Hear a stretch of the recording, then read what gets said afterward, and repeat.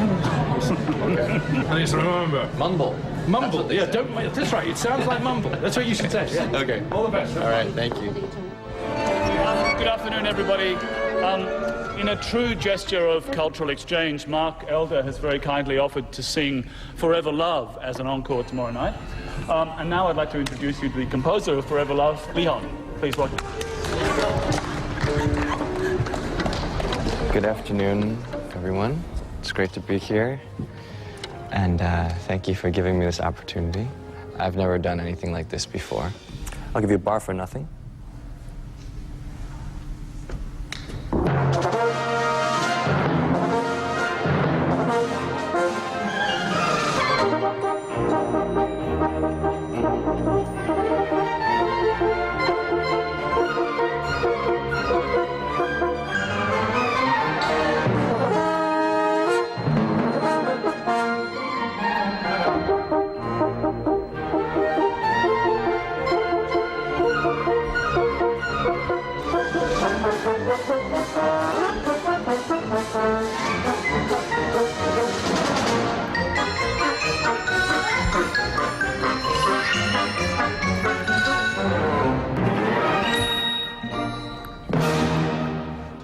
Okay. Got together at the end there.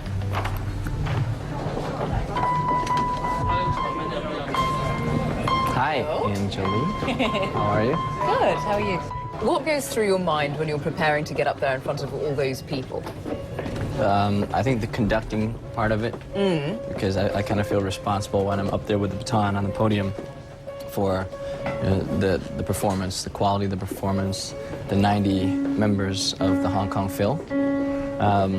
And since conducting for me is I'm kind of a novice at it, so I'm actually more nervous for that part than the actual the singing or the violin playing or the organ playing for that matter. What does it feel like for you when you're standing on the conductor's podium and you've got all these people in front of you, the best of Hong Kong's musicians, and then this place is completely full of people?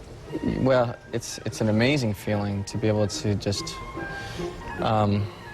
it's like riding a thoroughbred horse. It's like when everything's just clicking and you're not even really doing anything as a conductor, but the thing just takes off and you're running at full speed. It's an amazing feeling of freedom and release.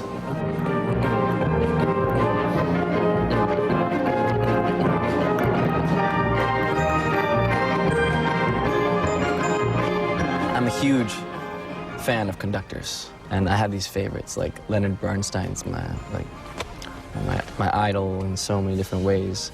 And he was one of the pioneers of being able to straddle between classical and popular music.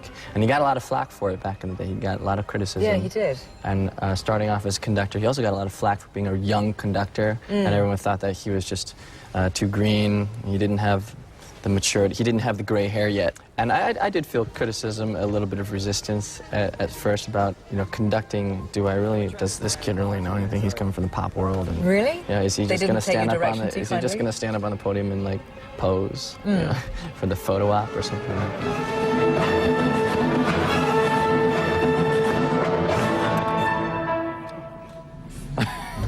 A major. Yeah, A major. About 4 bars before you do a 3 bar. Okay, and I shouldn't. Yeah. All right. Yeah. But How did you win them over? I think it was Timothy Cowlin, the CEO of this orchestra, who told me about it. And he said that if you don't know how to ride a horse, the horse knows it immediately, and kind of turns around and starts to bully you, and if you can't control it. So I think for a conductor, you have to kind of slowly let the orchestra realize that you have a vision and communicate it to them so that everyone can play together with one voice. And I'm having the pleasure of making that miraculous chemistry happen. Can we just do a retard into it so it's kind of more...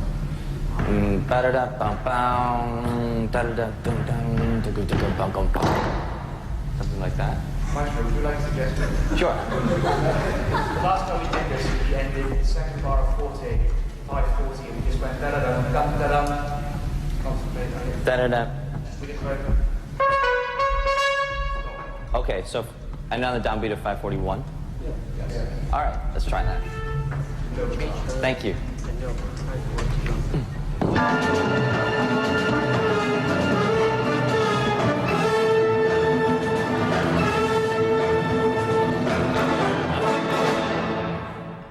Yeah, all right. It's better. So when you were standing up there and you were getting, a bit of pushback from the musicians, didn't you think, oh, no, enough, you feel like I'm just getting out of here? No. You feel like this is a live one, you know? I'm ready for it.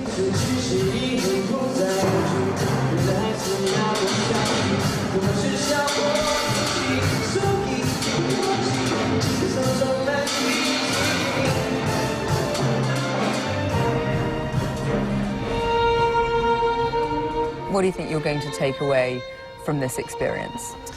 In my personality, I don't think I'm the kind of authoritarian type.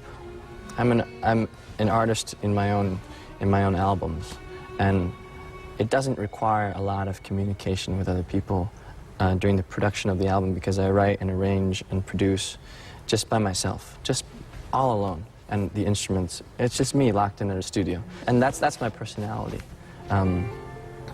I think I'm a bit more quiet and shy in that way, but to be able to stand up and be forced to be like, you guys stop talking over there, you know, it's like, you're forced to be in the leadership position with all these people, so you have to find that inside and bring it out.